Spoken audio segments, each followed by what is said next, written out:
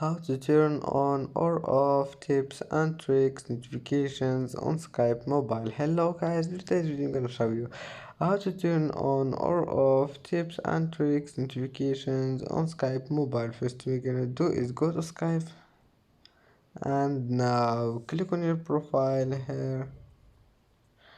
Click on it and then go down and you will find settings.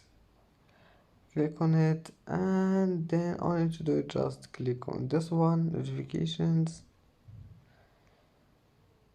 and as you see here you can find multiple devices. If you want to turn it on, just click on it, and as you see multiple devices has been turned on, and click on it again if you want to turn it off. And that's it for today's video. If you like this video, don't forget like and subscribe, and see you in the next video.